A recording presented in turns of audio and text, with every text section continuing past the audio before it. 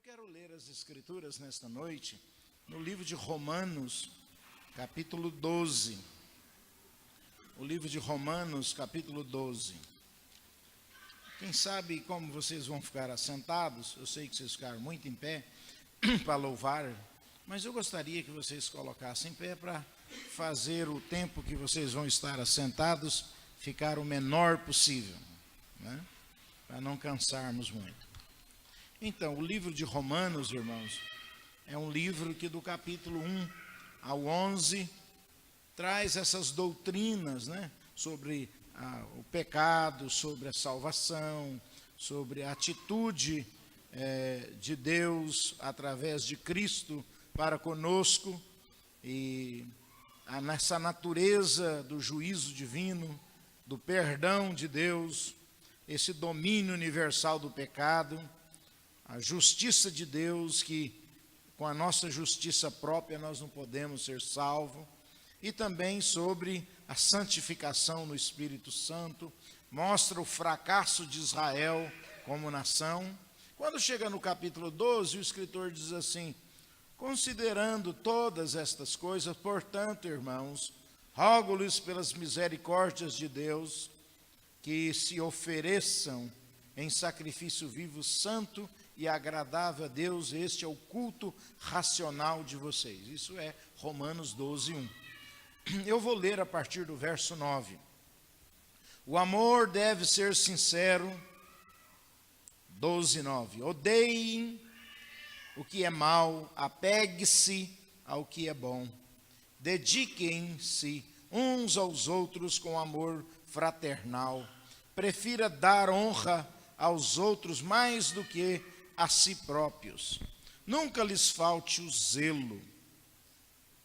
Nunca lhes falte o zelo. Sejam fervorosos no espírito. Sirva ao Senhor. Alegre-se na esperança. Sejam pacientes na tribulação. Perseverem na oração. Compartilhe o que vocês têm com os santos em suas necessidades. Pratiquem a hospitalidade. Abençoe os que vos perseguem, abençoe e não os amaldiçoeis. Alegrem-se com os que se alegram, chore com os que choram. Tenham uma mesma atitude uns para com os outros. Não sejam orgulhosos, mas estejam dispostos a associar-se a pessoas de posição inferior. Não sejam sábios aos seus próprios olhos. Não retribua ninguém mal por mal. Procure fazer o que é correto aos olhos de todos. Faça todo o possível para viver em paz com todos. Amados, nunca procurem vingar-se, mas deixe com Deus a ira, pois está escrito: minha é a vingança, eu retribuirei, diz o Senhor. Ao contrário, se o seu inimigo tiver fome, dê-lhe de comer, e se tiver sede, dê-lhe de beber.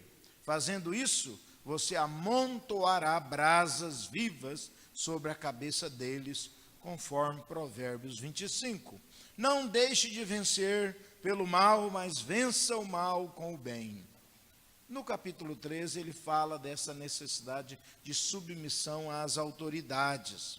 Quando chega no capítulo 13, verso 8, ele diz assim: não devam nada a ninguém, a não ser o amor de uns pelos outros, porque aquele que ama o seu próximo tem cumprido a lei. Pois porque estes mandamentos: não adulterarás, não matarás, não furtarás, não cobiçarás, e qualquer outro mandamento, todos se resumem neste preceito: ame o seu próximo como a si mesmo. O amor não pratica o mal contra o próximo, portanto, o amor é o cumprimento da lei. Façam isso compreendendo o tempo em que vivemos. Chegou a hora de vocês despertarem do sono, porque agora a nossa salvação está mais próxima do que quando cremos. Irmãos, a noite está quase acabando e logo o dia vem. Portanto, deixemos de lado as obras das trevas e revistamos-nos das armaduras da luz, comportemo-nos com decência, com quem age à luz do dia, não em orgias e bebedeiras, não em imoralidade sexual e depravação, não em desavença, inveja. Ao contrário, revistam-se do Senhor Jesus Cristo e não fica premeditando como fazer os desejos da carne. Por gentileza, pode estar assentados. Muitíssimo obrigado. Deus, aqui está a sua palavra, ela é viva e eficaz. Nós te adoramos por ela, te damos graças por tê-la em nossas mãos, coisa que os irmãos da Guiné tanto desejam ter, naquela língua crioulo. Deus, nós a temos e queremos nesta noite, ao lê-la, pedir ao teu Santo Espírito que abra o entendimento nosso para compreender a palavra e repreenda tudo quanto é força contrária no nome de Jesus. Amém. Queridos irmãos, o capítulo 12 até o capítulo 15 de Romanos é um chamamento para a prática. Se o capítulo 1 a 11 é o que a gente chama das doutrinas, depois de explicitar, depois de explicar essas doutrinas, como uma pessoa é salva, ele não é salvo por obras, mas é Cristo que salva, ninguém pode salvar a si mesmo. E depois de explicar como é que é o domínio do pecado, depois de explicar o papel do Espírito Santo na nossa vida, e etc, são muitos os temas. Chega no capítulo 12, ele diz, portanto, em virtude dessas coisas, eu espero que vocês façam o que está no capítulo 12, no capítulo 13, no capítulo 14, essa questão de priorizar o irmão mais do que a gente. Se alguma coisa escandaliza o irmão, nós não fazemos. E depois ele já está encerrando o livro no capítulo 15, propriamente dito. No capítulo 14 ele fala isso e no capítulo 15 ele está encerrando o livro. Mas uma coisa que me chama muita atenção nesse texto que nós lemos nessa noite, é que esse texto, ele, assim parecendo um sanduíche, ele tem essa questão do amor no capítulo 12, no meio ele tem essa questão de submissão às autoridades, como se fosse o hambúrguer do sanduíche, e do outro lado ele volta no capítulo 13 ao amor de novo. Eu acho que uma coisa boa, se tivéssemos tempo no momento, é perguntar qual o significado de 13 até o versículo onde iniciamos a nossa leitura, no verso 8, qual o significado desse bloco sobre a autoridade e como é que isso conversa com essa ideia do amor dos dois lados. Embora não é o que eu gostaria de fazer nesta noite, eu gostaria de falar sobre o pão do hambúrguer mesmo. Eu quero falar do amor na primeira parte e no amor logo depois desse princípio de autoridade. Uma coisa que eu notei, irmãos, é que o texto, ele é assim bem organizado, é um texto fácil de entender, especialmente o capítulo 13, 8 ao 14, porque o escritor diz assim, olha, não deva nada a ninguém, a não ser o amor, e ele dá duas razões. No verso 9 diz, porque estes mandamentos tais e tais e tais e tais resumem neste preceito, não é isso? Que é ame o próximo como a si mesmo. E ele faz uma conclusão, ele diz, portanto, considerando essas coisas todas, o amor é o resumo da lei, ou seja, é o versículo chave do texto. Depois ele começa o argumento de novo no verso 11, ele diz, façam isso, o amor, compreendendo o tempo que vivemos, e chegou a hora da gente sair desse sono nosso. E ele dá duas razões, porque agora a nossa salvação está próxima, não é isso? É uma das razões. E logo depois ele diz, portanto, vamos deixar de lado essas coisas e vamos comportar assim, porque desse jeito a gente vai alcançar o objetivo. Um texto muito fácil de entender. Uma outra coisa que sobressai no texto é esta questão importante de algumas palavras-chave no texto. Primeiro, não devam nada a ninguém. É uma frase importante. Depois, esse tema, amor, é muito importante. Depois, essa ideia que o amor é o resumo da lei, também muito importante. Depois ele diz assim, que nós devemos compreender o tempo que nós vivemos. Depois ele diz essa questão que a salvação está muito próxima. E ele então tem alguns imperativos que ele diz assim, olha, primeiro, deixar de lado as obras da carne, comportar com decência, revestir do Senhor Jesus. São alguns termos muito chaves que, de certa forma, expressa bem o conteúdo desse capítulo.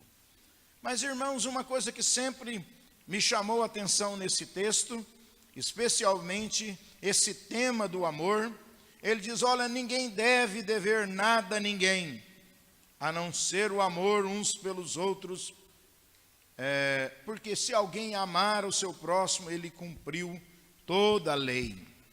E quando ele chega no verso 9, ele faz uma lista dos mandamentos. Eu acho que ele queria dizer o seguinte, eu queria falar para vocês uma lista dos 10 mandamentos, mas o espaço na epístola está pequeno, então eu vou começar com aqueles, o apóstolo Paulo, que ele julga muito essenciais. Ele fala, olha, não adulterarás, não matarás, não furtarás e não cobiçarás. E nesses mandamentos tem alguma coisa muito em comum.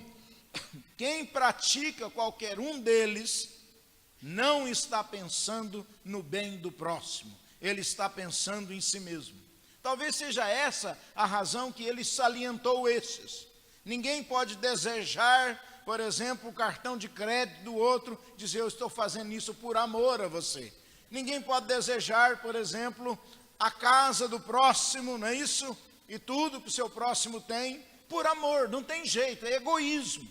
Ninguém pode desejar, por exemplo, possuir alguém que não é sua esposa, por amor. Não existe amor, isso é egoísmo. Isso é usar as pessoas, isso é aproveitar das pessoas, isso é violência. Então ele está falando desses mandamentos, porque esses mandamentos, praticá-los ou quebrá-los, tem tudo a ver com o amor. E ele diz o seguinte, olha, eu estudei tudo que eu podia sobre o amor, e eu cheguei a uma conclusão que todo o Velho Testamento se resume numa só palavra. Se eu amar o meu próximo, eu cumpri todos os 630 mandamentos da lei. Isso me lembra, irmãos, nos dias de Jesus, havia 2 escolas de pensamento, a escola de Shammai e a escola de Hillel. Essas 2 escolas, elas tinham grandes diferenças sobre vários assuntos, sobre o divórcio, sobre o sábado, sobre o papel da Torá, sobre as tradições versus o que era escrito, a Torá escrita e a Torá, as tradições dos rabinos, se incluía ou não. Sobre o Messias, eles tinham ideias diferentes sobre o Messias. E então, a Mishnah, o Talmud, conta para nós que uma vez um homem foi a uma das escolas, chegou para o líder da escola e disse assim, olha, eu preciso que você me ensine toda a Torá, só que eu não tenho tempo. Então o chefe daquela escola, que era bem extremo, virou para ele e disse, vai embora daqui, porque para aprender a palavra de Deus, a Torá, você precisa anos, não é assim. Então ele saiu de lá, foi para outra escola.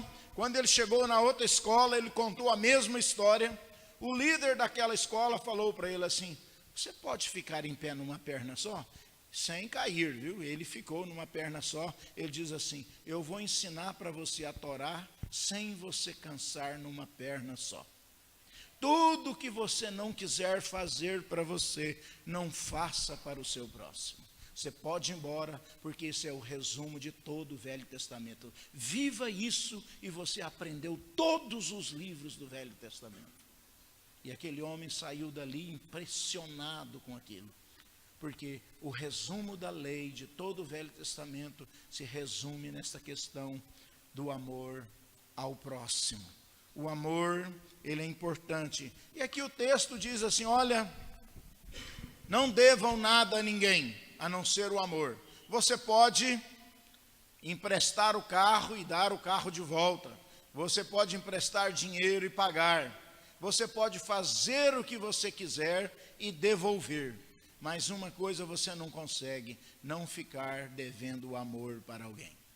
Você pode dar o dinheiro de volta, mas o amor você está devendo.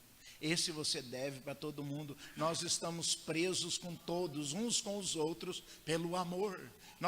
O irmão que tomou conta do meu filho, quando era pequeno, eu devo a ele. O irmão que, quando eu estava no campo missionário, esteve lá me visitando, eu devo a ele. Aquele que me ajudou assim, eu devo a ele. Nós não temos jeito. O amor é um negócio muito importante na nossa vida.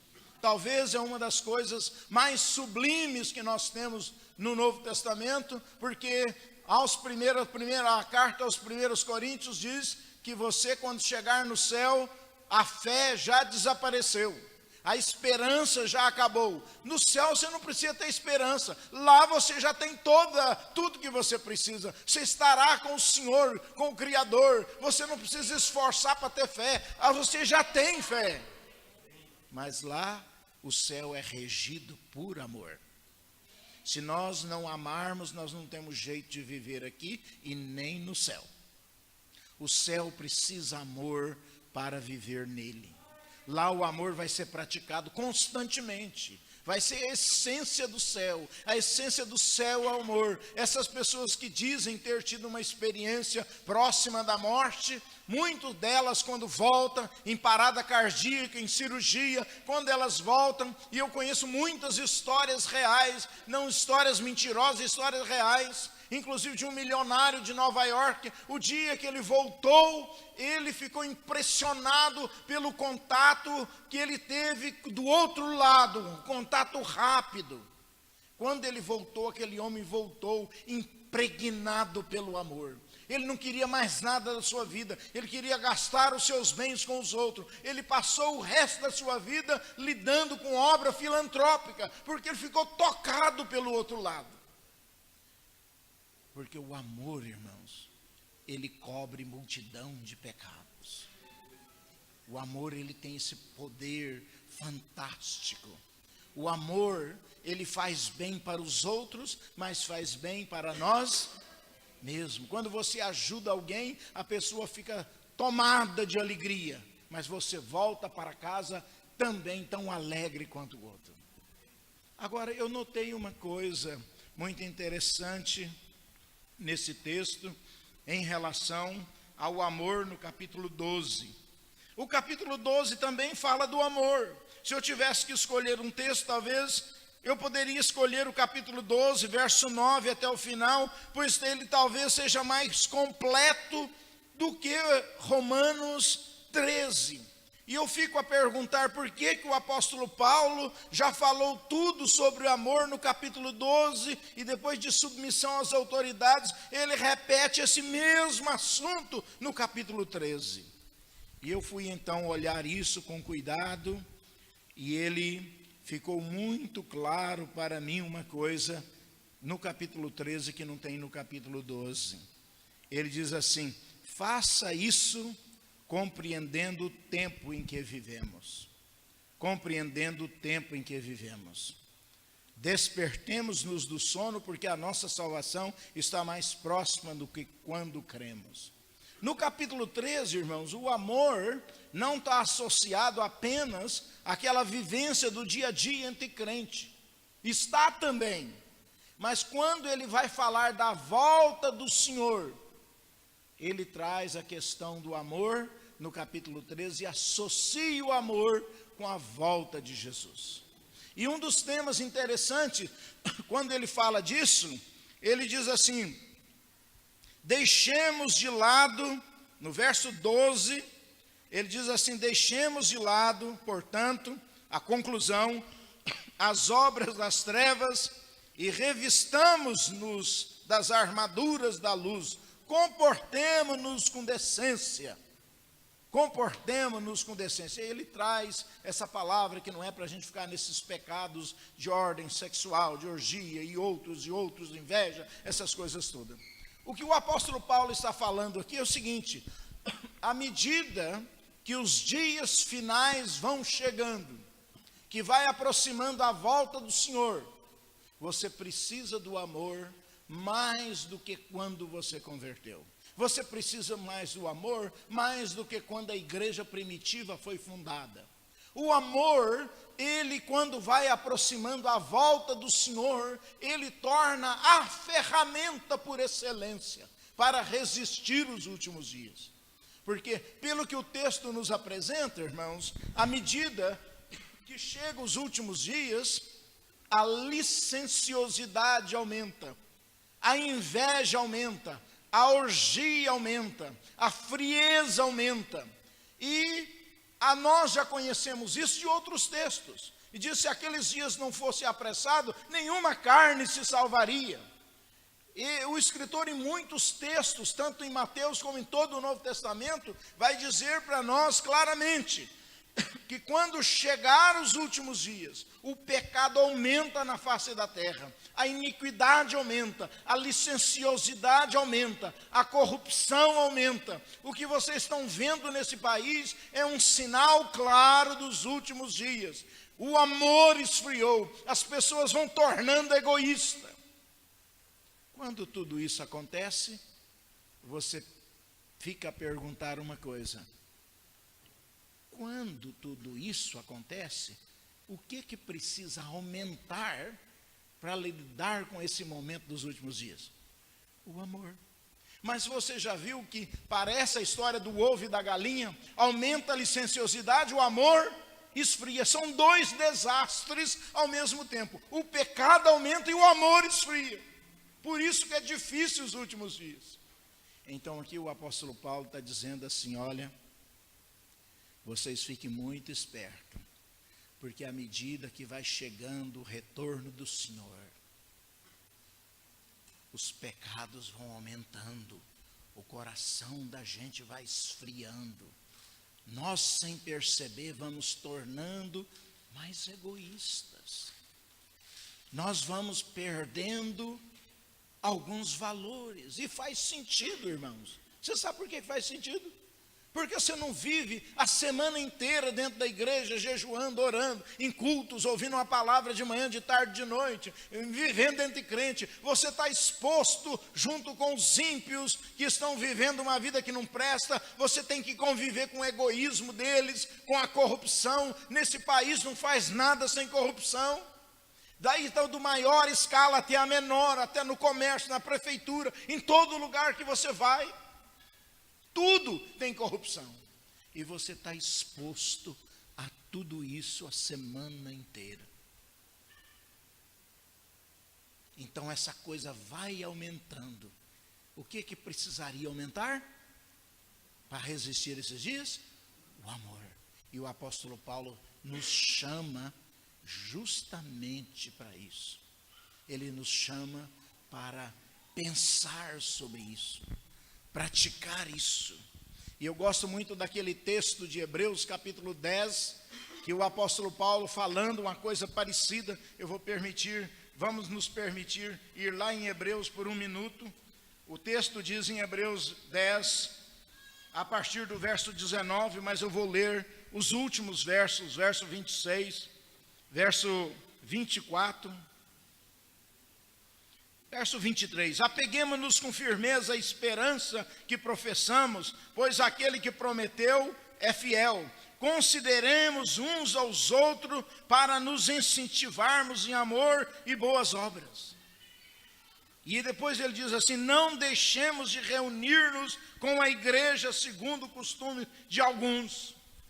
Hebreus, aqueles irmãos, o texto diz que muitos deles estavam sofrendo uma pressão tão grande no mundo que eles estavam vivendo, que os bens de alguns tinham sido confiscados pelo Estado, pelas pessoas. E eles estavam passando um tempo muito difícil, aqueles irmãos, os hebreus. E Paulo escreveu para eles, e olha, esses dias são difíceis mesmo. Mas eu quero dar um conselho para vocês. Não nos deixemos de incentivarmos uns aos outros em amor. E ele dá mais um segundo conselho, que ele diz assim, olha, e muitos diante dessa pressão toda, eles desaparecem da igreja, toma a decisão errada. Ele diz, não faça isso, não deixemos de congregar com os irmãos, porque se você deixar de congregar, você esfria. Então os dois conselhos são praticamente um. Ele está dizendo o seguinte, você não pode deixar de vir à igreja, você não pode deixar de misturar com os irmãos, você não pode deixar de participar com os irmãos, você não pode deixar de reunir com os irmãos, porque são os irmãos que vão incentivar você uns aos outros em amor, para você resistir os últimos dias. Irmãos, isso é exatamente o que o apóstolo Paulo está fazendo. Então, às vezes eu tenho muita saudade, sabe de quê? Quando você faz aquele bolinho, corta a metade e leva lá para o vizinho. Eu tenho saudade, sabe de quê? Daqueles momentos quando você mora, igual nós moramos no seminário, nós passamos uns pelos outros, e quando a minha vizinha coloca o lixo do lado de fora, eu digo, glória a Jesus, é minha chance de levar o lixo dela lá para fora. Eu sei que ela vai notar que eu levei, e ele vai ver que eu estou interessado nele, que para ele é importante para mim. No seminário nós temos uma reunião, onde quando acontece o aniversário dos professores, nós reunimos, brincamos, estamos juntos, e nós perguntamos como é que um outro está. Quando um está desanimado, nós incentivamos um ao outro, porque nós temos a obrigação de incentivarmos uns aos outros em amor, porque os últimos dias vão desanimar-nos, o pecado está corroendo o mundo, nós não estamos ausentes dessa realidade. E o apóstolo Paulo diz que é hora da gente fazer isso uns com os outros. Se tem um momento na história que nós mais precisamos uns dos outros, são os dias que nós estamos vivendo. E às vezes, irmãos, vale a pena a gente deixar aquele comodismo nosso e chamar o outro para vir almoçar com a gente. E você fazer aquela comida com carinho, não precisa ser boa demais, pode ser simples. Você inclusive pode chamar o visitante para perto da pia, você lava, ele enxuga, e depois vocês sentam junto, não tem nada errado com isso, não é isso? Às vezes nós chamamos a pessoa para comer na nossa casa, e nós queremos oferecer tudo, nem temos tempo para conversar com as pessoas, mas enquanto você lava, ele enxuga, né? Quem sabe as mulheres fazem a comida, os homens lavam e enxugam, eles contam e as experiências, tomam um café junto, incentivam um ao outro no Senhor. Nós precisamos desses momentos, se nós quisermos vencer os últimos dias, porque os últimos dias ficarão ainda mais difíceis para nós como igreja.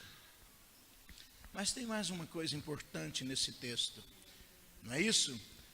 O amor é o cumprimento da lei, o amor está associado com a volta de Jesus e esses dias, mas o amor aqui também, irmãos, é dito assim, façam isso, verso 11, o que é isso?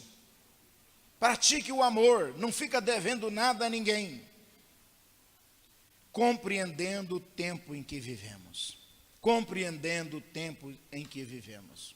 Essa expressão é muito forte nesse texto. O apóstolo Paulo chama-nos para ler os tempos. Ele nos chama para compreender os tempos. Você sabe o dia que vai chover. Você vê o céu, você lê os tempos, e você sabe se leva um guarda-chuva. Você olha para o templo, para o jeito que o sol entra, sente aquele ventinho, você diz, precisa de blusa. Esse tempo de São Paulo não vai me enganar. Você já, inclusive, aprendeu a ler os tempos aqui em São Paulo. Não é assim? Mas o apóstolo Paulo diz que nós também precisamos aprender a ler os tempos que estamos vivendo. Às vezes nós vivemos nos dias que estamos vivendo como se o arrebatamento nunca fosse acontecer. Nós gostamos de enganar nós mesmos. Nós ficamos criticando o governo, achando que o mundo vai tornar um doce. Isso aqui vai virar o paraíso perdido. Nós estamos enganando a nós mesmos. Lógico que enquanto vivemos aqui, queremos que melhore, vamos lutar por isso, por governo justo, por coisas justas. Vamos! Mas nós precisamos ser honestos conosco mesmo. Nós precisamos aprender a ler os tempos, entender o tempo que vivemos. Não é isso? Esse tempo que vivemos é um tempo diferenciado, diz o apóstolo Paulo. Ele diz assim, olha, ele explica isso aqui, ele fala assim, olha o que ele diz, chegou a hora de vocês despertarem do sono.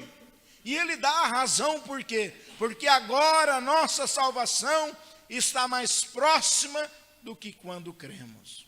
E ele diz assim, a noite está quase acabando e o dia logo vem. Eu gosto dessa palavra do apóstolo, porque é importante, irmãos, nós percebermos o momento que vivemos. Esse é um momento difícil para criar filhos. Esse é um momento trabalhoso para ser honesto e íntegro. Esse é um momento trabalhoso, o tempo que nós vivemos, para você realizar algumas coisas, como, por exemplo, um culto em casa, como já está acontecendo em muitos lugares, que você tem que avisar o governo que vai fazer um culto em casa. Nós tivemos agora lá no México, nos Estados Unidos, um pastor batista que foi preso. Mas foi preso por quê? Porque ele era o responsável para fazer a oração na cerimônia da formatura de corpo de bombeiro. Lá tinha um rabino, lá tinha um muçulmano e lá estava o pastor. E então o líder do batalhão diz assim, o senhor está escalado para fazer, mas eu quero avisar para o senhor que o senhor não pode terminar a oração em nome de Jesus. O senhor tem que orar, mas não pode falar o nome de Jesus, para não milindrar os demais. E lá foi o pastor, e na hora lá de fazer a oração, ele estava tão automático e não tinha outro jeito de fazer, ele disse em nome de Jesus. No outro dia ele está numa cadeia no México. No México, não, no Texas, ele está preso, porque ele fez uma oração em nome de Jesus, porque orou em nome de Jesus, e depois bombou na internet, muitas conversas, se pode nesse caso não citar o nome de Jesus, ou se deve citar, e você viu os americanos divididos 50% para um lado, 50% para os outros, os crentes, irmãos. Então você vê que os dias que nós vivemos, são dias trabalhosos. E o apóstolo Paulo diz, vocês precisam aprender a ler os tempos. Nós precisamos entender o dia que nós vivemos. Nós temos que entender qual é a prioridade desse dia. Qual a prioridade da família? Se a prioridade é ganhar muito dinheiro, lógico que tem que ter casa, tem que lutar por isso tudo, mas nós não podemos pôr o coração nessas coisas. Nós temos que ter um alvo, ter uma prioridade. A gente tem que saber o que está acontecendo, para onde nós estamos indo. Nós não podemos titubear, senão nós ficamos aqui. E o apóstolo Paulo diz exatamente isso. Nós precisamos ler os tempos que nós estamos vivendo. E ele diz, eu quero pedir a vocês isso, porque a salvação de vocês está mais próxima de quando vocês começaram. Muitos de vocês já resistiram, já lutaram, já passaram por tanta coisa na vida cristã de vocês. Essa não é hora para abrir mão da nossa fé, da nossa integridade, do nosso compromisso com Jesus por nada, porque o dia está ficando próximo. Essa é a hora da gente ser pais mais compreensivos. ter mais paciência com nossos filhos, não ser tão durões. É hora para gastar mais tempo com eles, porque os dias, irmãos, eles são e estão chegando muito rápido. E Paulo usa uma metáfora, a metáfora da noite escura. E ele diz assim, olha, a noite, e vou ler do jeito que está, ele diz assim, a noite está quase acabando e logo o dia vem. O que ele tem em mente aqui? Ele tem em mente as vigílias da noite.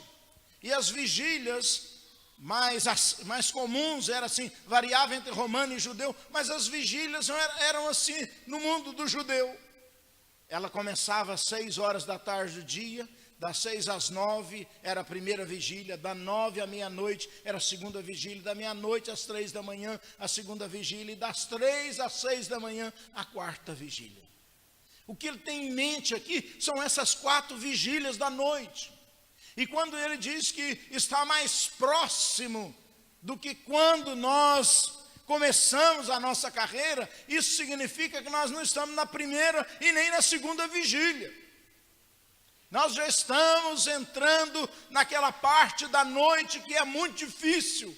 E resistir na primeira vigília, ninguém tem sono. Na segunda, todo mundo aguenta. Mas quando chega na terceira vigília, você quer ficar em pé, mas você cochila, você não aguenta. O negócio vai tomando você. E eu acho que ele tem em mente também, sabe o quê? Aquela história de Jesus andando sobre as águas, quando ele pôs os discípulos no barco lá pelas 6 da tarde, e ele ficou orando no monte. E os discípulos remaram praticamente a noite inteira. E foi na 4ª vigília que Jesus apareceu. A 4ª vigília, irmãos, era das 3 às 6 da manhã. E ele não deve ter aparecido no começo da 4ª vigília. Ele deve ter aparecido naquele barco, no meio do mar, lá pelas 5 horas da manhã. E eles já não estavam aguentando mais. Eles estavam quase submergindo. Mas a noite, irmãos, ela não tem mais do que 4 vigílias. Uma hora vai passar. Uma hora o dia vai amanhecer para nós. Nós precisamos resistir em amor. Nós precisamos ler os dias, porque uma hora o dia vai amanhecer. Você pode estar sofrendo do jeito que você está, mas a sua luta passa, uma hora ela passa. Se não passar aqui, ele volta e passa. Então, irmãos, nós não podemos desanimar na nossa fé. Nós precisamos manter encorajado. Nós precisamos manter firme. Não tem emprego, mas mantém firme. Deus nunca vai deixar os seus na mão. Está difícil na família, mas você continua firme em amor, porque uma hora a noite vai passar. Eu acho que é isso que o apóstolo Paulo está dizendo. Cuidado, porque a licenciosidade do mundo vai tirando a nossa fé, a nossa criatividade. E quando vai chegando as últimas vigílias, nós já não estamos aguentando mais. Mas ainda bem que ele diz que a noite vai passar. Apegue em amor uns pelos outros. Encoraje uns aos outros em amor. Não olhe para os defeitos uns dos outros. Não olhe para a decepção que você tem um com os outros. Eu, quando morava em Israel, fui para lá para ser missionário. Fiquei uns 2 anos e pouco longe do Brasil. Na verdade, eu fiquei 4 anos longe do Brasil. Depois de 2 anos e meio fora, eu tinha saudade de todos os irmãos na igreja. Tinha um colega que ele era uma pedra no meu sapato. Eu não gostava nem de encontrar aquele moço. Toda vez que eu encontrava, ele me tirava o ânimo. Mas depois, irmãos, de 2 anos e meio em Israel, eu tinha saudade até do Sebastião. Até do Sebastião. Diz, Jesus, isso aqui está tão difícil. Eu queria ter o Sebastião comigo. Não é isso? Então, sabe o que a Bíblia está dizendo, irmãos? A Bíblia está dizendo para nós que nós não podemos subestimar a importância dessa relação de amor, de gastar tempo uns com os outros, porque os irmãos nos encorajam na fé, e nós resistimos se nós mantermos firmes uns, amando uns aos outros nesses últimos dias. Vamos ficar em pé, vamos orar.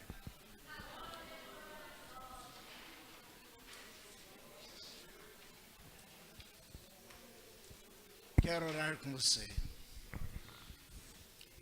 Se você é uma dessas pessoas que está muito desanimada, eu quero orar com você também. Se você está com um probleminha pequenininho, eu vou pedir que você deixe que os irmãos encorajem você. Mas se você está passando uma luta grande, então eu quero pedir que você venha aqui. Eu quero te encorajar em amor. Vem aqui, eu quero orar com você. Se você estiver só com a dor de cabeça, você toma um remédio, isso vai passar. Não é? Mas se você está passando uma luta grande, vem aqui, eu quero orar com você. Às vezes a sua luta é com o filho, é com o esposo. Às vezes a sua luta é a saúde. Às vezes a sua luta é financeira. Às vezes você está desanimado da fé. Às vezes você já pensou até chutar o pau da barraca. Eu quero orar com você. Quero orar com você. Vamos orar. Chega aqui mais pertinho. Chega mais aqui. Glória a Jesus. Glória a Jesus. Feche os seus olhos. Vamos orar. Feche os seus olhos. A noite não dura mais do que 4 vigílias. A noite passa 1 hora. A noite pode ser dura, meu irmão, minha irmã, mas ela vai passar. Ela vai passar. 1 hora Jesus vem e Ele vai te dar o alívio de tudo isso. E Ele vai dizer no céu: vinde, benditos do meu Pai, para o reino que está preparado para vocês desde a fundação do mundo. A primeira epístola de Pedro diz que Ele tem herança para nós. Pedro diz que Ele vai renovar esse universo inteiro e vai nos dar herança. O texto diz em Lucas que nós vamos reinar com Ele para sempre. Nada, irmãos, nada, absolutamente nada deve nos tirar o ânimo e a nossa fé. Nada. E eu quero orar com você nesta hora. Oh Espírito Santo, oh Espírito Santo, quem pode entender o sofrimento de cada pessoa a não ser o Senhor? Oh Deus, há momentos na nossa vida que o desespero é tão grande, meu Pai, que nós não sabemos o que fazer. Parece que vamos ficar loucos. Parece que tudo que plantamos, tudo que conservamos a vida inteira, acabou. Mas não pode ser. O Senhor é um Deus fiel, um Deus que lembra dos seus, um Deus que pensou nesta noite na necessidade dos irmãos que aqui estão. Ah, meu Deus, que o Senhor levante muitos irmãos nesta igreja para encorajar uns aos outros em amor. Meu Deus, aquele que está longe, que o Senhor o traga para perto. Ó Deus, que haja uma comunhão fervorosa entre os irmãos, ainda maior nesse lugar. Pai, aqui estão os teus filhos. Eles estão mencionando diante do Senhor a luta que eles enfrentam. E eu preciso, Espírito Santo, que o Senhor olhe para eles nesta hora, que o Senhor os encoraje nesta hora, que o Senhor venha ao socorro deles nesta hora, que a porta que está fechada, que o Senhor abra nesta noite para eles. Ó Deus, aqueles que estão com um problema muito difícil de resolver, que o Senhor toma a iniciativa para ajudá-los, porque aquilo que nós não damos conta, nós dependemos do Senhor. para que o Senhor opere em nosso favor. Ó Deus, o Salmo 2 diz que o Senhor conquistou os inimigos e assenta à direita do Pai, e o Senhor intercede, como diz o Salmo 22, por aqueles que são seus. O Senhor batalha por eles, o Senhor luta por eles, e os teus filhos estão aqui, meu Deus, com as suas necessidades, e eu suplico por eles nesta noite. Eu oro pela mamãe, eu oro pelo papai, eu oro, ó Deus, pela necessidade dos teus filhos. Eu suplico, ó Deus, pelo poder que há no nome de Jesus, que o Senhor, ó Deus, desembarace as veredas dos teus filhos, que o Senhor lave com o teu sangue aquilo que está errado, aquilo que não presta, e que o Senhor, ó Deus, dê um novo destino na vida deles. Porque no dia, Senhor, da subida, do arrebatamento, eles não vão desistir, eles vão esperar até aquela hora. E o Senhor há de dar a eles força, vitória, graça. Ó Espírito Santo, venha ao encontro do coração dos teus filhos nesta noite. E eu agradeço o Senhor, ó Deus, porque eles resistiram até hoje. Ó Deus, do dia que eles converteram até hoje, eles não desistiram do Senhor. Eu quero te agradecer por isso. Eu quero, ó Deus, te louvar por isso. Eu quero celebrar ao Senhor por isso, meu Deus, porque eles estão firmes. Quantos, Senhor, caíram pelo caminho, mas eles não, eles estão aqui. Tem jeito, meu Deus. Muito obrigado pela vida deles, Pai. Ah, meu Deus, como eu quero que o Senhor intervenha por eles. Eu suplico ao Senhor, em nome de Jesus. Amém, amém. Pode voltar ao seu lugar. Não desista por nada. Fica firme. A palavra está com o pastor, a quem é de direita. Muitíssimo obrigado pela oportunidade de estar com vocês.